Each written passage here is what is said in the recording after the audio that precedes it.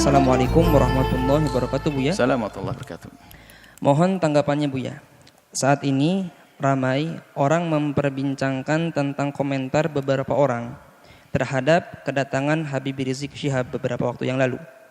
Ada yang menyatakan ketidaksenangannya terhadap penyambutannya. Ada yang merendahkan kehabaibannya. Kemudian juga meremehkan perjuangannya. Bahkan ada juga yang mencaci atau mengolok. Mohon tanggapannya, Buya. Bagaimana menyikapi tentang hal-hal semacam ini, Buya? Terima kasih. Bismillah. Kami akan menjawab. Pertama, kami bukan orang FPI. Harus tahu itu. Saya bukan anggota FPI. Kemudian setelah itu, yuk kita pandang segala permasalahan dengan akal yang jernih dan hati yang tenang. Pertama adalah kedatangan Habib Rizik disambut oleh orang sebanyak itu kemauan umat, bukan rekayasa, bukan dibayar mereka. Ayo, Anda posisi seperti saya, adil, Anda tidak di FPI dan tidak jadi musuh FPI. Anda berada di tengah-tengah, ayo. Kedatangan mereka umat segitu banyak bukan direkayasa. Bukan, kalau rekayasa mau dibayar biar datang, nggak ada. Bahkan ini masa pandemi, semua orang meninggalkan kerjaannya dengan sukarela. Maka yang harus kita pahami, ada apa di balik ini semuanya? Kerinduan kepada apa sih mereka kok sampai seperti itu? Kita jujur. Nggak perlu kita marah-marah ini. Kadang-kadang dimarahkan Habib Rizik. Habib Rizik ingin datang ke negerinya, ingin berjuang, ingin berdakwah. Bukan direkayasa kedatangan mereka itu semua. Nah ini yang pertama yang harus kita pahami supaya kita tidak suudzon ini. Enggak ada rekayasa. Bahkan yang datang itu orang rela berkorban. Kemudian kedatangan beliau adalah apa tadi, membuat kerusakan, keramaian dan sebagainya. Mari kita pandang dengan jujur juga. Kalau Habib Rizik mengadakan kumpulan, demo dan sebagainya misalnya. Jujur Anda, apa sih yang diminta Habib Rizik? Habib Rizik tidak minta pulau untuk pesta apa. Tidak juga minta jabatan jabi apa. Tapi yang diminta apa? Coba kita cari. Anda jujur sebagai bangsa Indonesia yang adil, yang jujur, apa yang diminta? Jejer permintaannya apa sih? Dulu permintaannya adalah bagaimana ada orang yang mengucapkan kalimat yang merendahkan umat Islam dengan merendahkan Al-Quran, ayo diadili. Apakah permintaan semacam ini salah? Coba dilihat dulu apa sih permintaan Habib Rizik? Ini harus jujur Anda melihat Habib Rizik kalau kumpul-kumpul minta apa? Yang diminta apakah Habib Rizik ingin pemerintah memfasilitasi, Habib Rizik ingin membangun tempat minuman keras paling besar sejagat raya? Enggak juga. Kalau Habib Rizik minta begitu, kita berontak semuanya. Yang diminta apa? Coba kita jujur. Yang diminta baik atau jelek? Kalau yang diminta baik, kenapa kita bingung yang diminta baik kok? Keadilan misalnya. Harus ada misalnya menghentikan kemungkaran. Selagi yang diminta baik. Isunya diminta baik. Maka jangan gampang menilai orang dengan buru-buru. Sekarang jujur minta apa? Anda bisa melihat di media. Atau Anda datang kepada Habib Rizik minta apa? Kan begitu. Yang diminta apa? Yang diminta adalah yuk kita menegakkan. Habib Rizik misalnya FPI di beberapa tempat minta agar kemungkaran di sini dihentikan. Loh, kemungkaran dihentikan apakah permintaan yang salah? Karena kemungkaran itu akan merusak orang lain. Coba yang diminta apa? Ini jujur dulu. Kalau yang diminta adalah menghentikan sesuatu yang membahayakan umat. Umat membahayakan itu bukan saya membahayakan di dunia. Kita punya iman di akhirat. Yang membahayakan di dunia nggak boleh. Misalnya Habib Rizik memasang ranjo-ranjo, kita hentikan. Membahayakan di dunia. Memberhentikan membahayakan di dunia pun harus membahayakan urusan dunia. Kita wajib menghentikan. Apalagi jika yang diminta adalah menghentikan segala sesuatu yang bakal merusak akhiratnya umat misalnya. Dan itu memang yang diserukan adalah selama ini yang kami ketahui adalah mengajak itu. Bagaimana agar kemunkaran tidak terus merebak, kemudian juga bagaimana keadilan bisa ditegakkan. Di saat menuntut keadilan bukan berarti orang-orang yang lagi berkuasa 100% tidak adil. Ada beberapa tempat yang kurang serasi atau perlu disesuaikan agar terjadi keadilan. Jadi minta keadilan itu wajar, sah. Keadilan. Berlaku untuk siapa? Untuk semua umat, untuk bangsa ini. Bukan keadilan untuk Habib Rizik dan FPI-nya, bukan. Keadilan untuk semuanya. Coba yang diminta apa? Lah ini maksud kami adalah jangan buru-buru menilai. Yang diminta apa? Bukan minta bantuan untuk membangun pesantrennya di mana, bukan untuk kepentingan ormasnya, bukan. Akan tapi selama ini disuarakan adalah seputar itu. Bagaimana menghentikan kemungkaran, bagaimana menghadirkan keadilan, kemudian bagaimana membatasi sepak terjang orang yang tidak banyak manfaatnya untuk negeri ini misalnya. Dengan suara-suara seperti itu. Bagaimana menghentikan kebobrokan moral. Ini kan permintaan yang baik semuanya. Kalau seandainya yang menyuarakan selain Habib Rizik bagaimana? Kalau Anda mau, kenapa di saat disuarakan Habib Rizik tidak mau? Jujur ini. Ini harus perlu kejujuran ini. Kita menilai dari luar seperti ini. Selagi keinginannya baik, maka adalah permintaan itu yang harus kita jadikan sandaran kita untuk menilai. Kemudian selanjutnya kepada Bapak Presiden atau siapapun yang akan menjadi presiden. Ini adalah risalah cinta kami kepada Pak Presiden. Ya kalau mendengar alhamdulillah, kalau tidak mendengar Allah berdengarkan ke hati, biarpun telinganya tidak mendengar. Atau calon presiden, ketahuilah bahwa jabatan kepresidenan itu sangat terbatas. Apa artinya 1 kali naik, 2 kali naik, ujung-ujungnya adalah kesengsaraan yang panjang di akhirat nanti. Maka mumpung Allah beri kesempatan untuk naik surga tertinggi, maka hendaknya Pak Presiden atau para calon presiden itu, apalagi yang mereka adalah benar-benar ahli la ilallah, termasuk Pak Presiden kami yakin ahli la ilallah, orang beriman. Perhatikan keimanan tersebut. Jadikan jabatan presiden ini adalah untuk selamat di akhirat.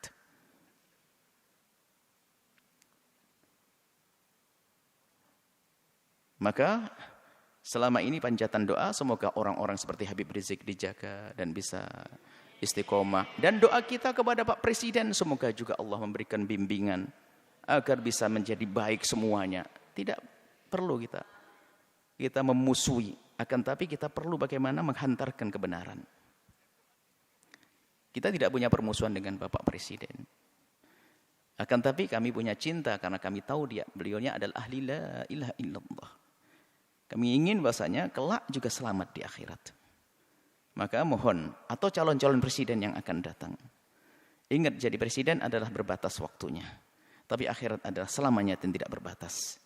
Maka jangan sampai di saat menjabat kepresidenan ini adalah ditipu oleh orang-orang yang ada di kiri kanan kita misalnya. Yang punya kepentingan syahwatnya, urusan dunianya, tidak ada hubungannya dengan imam. Sehingga kita akan kebawa ke sana. Maka pandanglah dengan adil. Orang yang bakal mengganggu akhirat Anda pinggirkan. Anda bisa melihat pasti. Di kalangan menteri, di kalangan pakun harus dibersihkan dari orang-orang yang bakal mengganggu keselamatan kita di akhirat. Kami yakin Anda ahli iman. Kami mendengar Anda jadi imam sholat. Anda juga umroh. Subhanallah. Tinggal perlu Anda mengikuti hati kecil Anda bahwasanya Anda ahli iman. Maka segala sesuatu yang bertentangan dengan keimanan Anda ini ayo diberesi, diselesaikan. Karena itu akan ada tuntutan dan tanggung jawab di hadapan Allah Subhanahu wa taala. Kemudian berlapanglah dengan masukan atau kritik dari siapapun. Maka di saat ada misalnya selama ini rame seperti tadi hubungan dengan Habib Rizik dan sebagainya. Yang diminta adalah, kami yakin yang diminta Habib Rizik adalah di hati kecil Anda adalah Anda setujui. Keadilan, kebaikan dan sebagainya. Kami ingin bertemu ini maksud. Kami yakin insyaAllah. Kami yakin khusnudzon bahasanya Anda orang beriman dan presiden-presiden setelahnya. Kami tidak mengarah kepada presiden hari ini. Selagi itu keinginan yang baik, ayo kita kita sambut. Dan nanti secara umum, kritik itu justru mengangkat kita. Bagaimana kita menjadi waspada. Kritik itu, kadang kita tidak bisa sadar, tidak bisa mengoreksi diri kita sendiri. Akan tetapi dengan kritik itu kita bisa berbenah. Kalau tidak ada kritik kita nggak akan waspada. Seperti di lembaga begini, kalau tidak ada kritik nggak akan ada perubahan. Ada yang kritik, Buya kenapa kok begini? Langsung kita buat perubahan. Kira-kira ini menarik. Semakin banyak yang mengkritisi Anda, sebenarnya semakin besar peluang Anda untuk menjadi lebih bagus. Hanya di saat dikritiki oleh seseorang, kita lihat, kita pelajari. Lalu bagaimana? Yang mengkritik itu sendiri diajak untuk menyelesaikan bersama. Karena yang mengkritisi biasanya punya bahan, punya modal untuk menyelesaikan masalah. Seperti ini. Ini adalah kepada pemerintah. Jangan menuruti orang-orang yang hanya menuruti hawa nafsunya. Anda akan rugi. Hidup Anda berbatas. Hidup Anda berbatas. Kita tidak rela ahli la ilaha illallah di alam barzah mendapatkan siksa dan di padang mahsyar tersiksa, di akhirat tersiksa. Tapi surga kah untuk semuanya? Surga untuk ulama, surga juga untuk presiden kalau mau. Inilah, maka kalau seandainya kesadaran semacam ini hadir, nggak akan ada ontran-ontran semacam ini. Semuanya aman tentram. Semuanya aman tentram. Bisa. Orang punya niat busuk akan terlihat begitu mudah.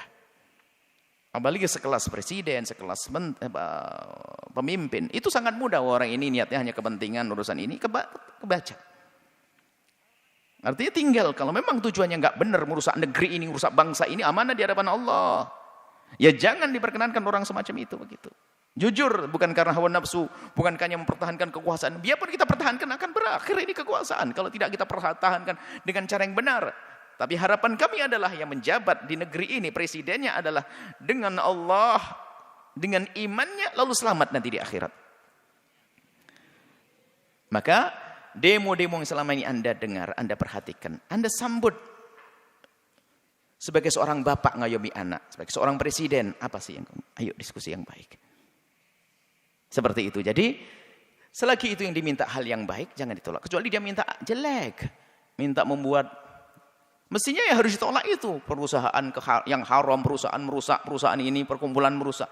Ini yang harus kita tolak. Tapi kalau orang berkumpul datang kepada Anda, menyuruh, mengajak kepada kebaikan, hendaknya Anda bertanya, karena itu sebetulnya mereka menghantarkan surga untuk Anda. Seperti itu. Jadi ini kepada Bapak Presiden hari ini atau presiden yang akan datang. Semoga ini menjadi kaidah. Siapa menjadi presiden, hendaknya seperti itu. Allah keindahnya di dunia jadi presiden, ternyata jabatan presiden ini hanya untuk melangkah ke surga. Sebab surganya presiden lebih mudah, gede banget. Karena apa? Dia punya kekuatan. Kekuatan untuk masuk surga mah gampang. Seperti itu. Kemudian selanjutnya, kepada umat semuanya, hentikanlah dengan budaya mengadu domba. Habaib diadu domba dengan habaib. Habaib dengan ulama. Ormas dengan ormas. Hati-hati, ada Allah. Jika Anda menyebarkan sebuah berita tapi niatnya jelek, ada hitungannya di hadapan Allah. Allah akan porak-porandakan di dalam diri kita sendiri. Kita tidak bisa ngancam dengan senjata. Kami hanya mengingatkan ada Allah. Kita tidak mengancam dengan apapun. Allah. Jangan mengadu domba antara habaib dengan habaib.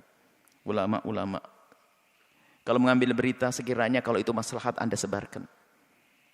Tidak memotong omongan orang untuk diadu. Masya Allah. Khususnya para habaib adalah dzurriyyah Nabi SAW yang kita harus mencintai mereka. Apalagi menyebarkan berita-berita. Maka kepada umat semuanya, ayo ada hitungannya. Yang biasa mengadu domba, maka ketahuilah di dalam rumahnya pun pasti tidak semesra. Ingat, yang biasa menyebar berita-berita enggak karuan itu sebetulnya di rumahnya pun tidak mesra dia. Tidak akan indah di rumahnya. Dengan saudaranya mungkin rebutan waris dengan ini. Lihat, yang biasa menyebarkan fitnah begitu tuh. Yang suka nyebar fitnah-fitnah, memfitnah para habaib, memfitnah para ulama itu, kalau dilacak dalam rumahnya enggak ada mesra.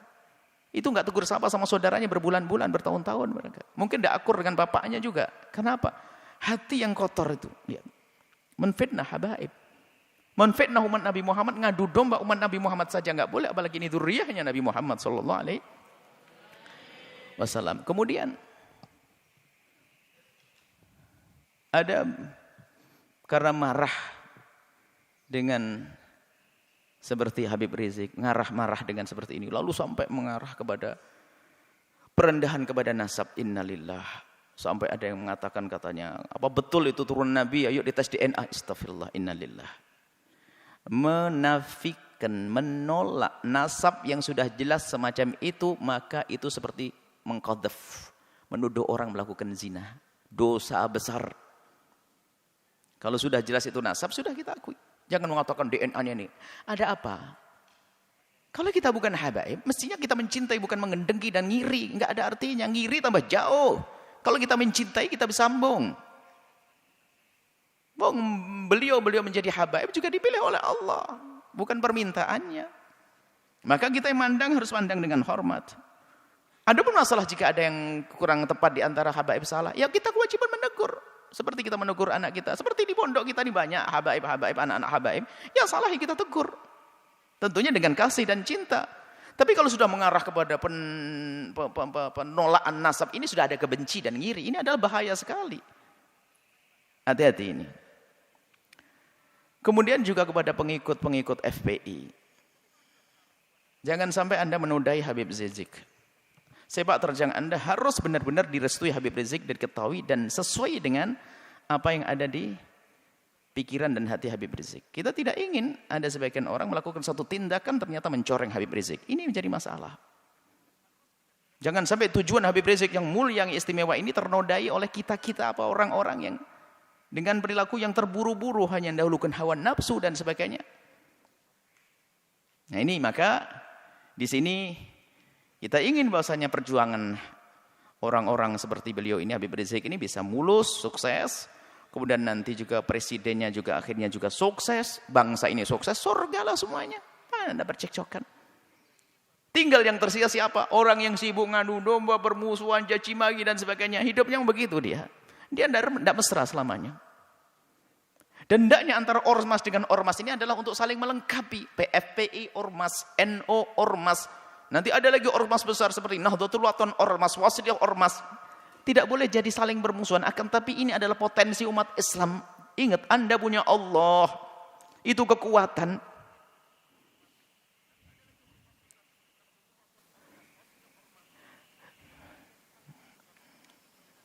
Semoga Allah menjadikan kita juru damai di negeri ini.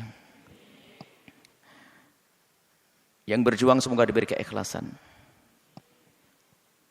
Yang punya kebencian dengan pejuang-pejuang semoga diberi kesadaran dan diampuni oleh Allah. Pejabat-pejabat semoga dimulai dari presiden sampai bawah, semoga Allah berikan hidayah, bimbingan, sehingga semuanya kita ini selamat. Tidak boleh kita mengharapkan orang celaka masuk neraka, enggak. Kita harus merindukan mereka. Nah, kalau semuanya atas dasar ini semuanya, kesadaran rindu kepada Allah, menganggap kebenaran sebagai kebenaran, maka semuanya akan beres. Yang menjadi masalah adalah kita dikuasai hawa nafsu. Kita tahu itu kebenaran hanya karena bertentangan dengan kepentingan pribadi saya, maka saya tolak. Enggak. Muncul kebencian-kebencian dengan para ulama, kebencian kepada para habaib, na'udzubillah. Adapun orang yang membenci Islam itu memang selalu ingin merusak Islam, itu urusan mereka dengan Allah, ada hukumannya nanti di akhirat. Jadi maksud kami mulai dari perbincangan tentang Habib Rizik sampai terakhir pengikut Habib Rizik, dan juga di dalamnya ada presiden, di dalamnya ada orang yang mempertanyakan nasab. Ayo, yang salah dalam rentetan cerita ini, ayo kita sadar diri. Kita ingin tentram damai. Tentram damai, jangan ada permusuhan, ya. Kita dengar kalau itu kebenaran sebagai kebenaran. Jangan sampai kita ini adalah mendahulukan hawa nafsu kita.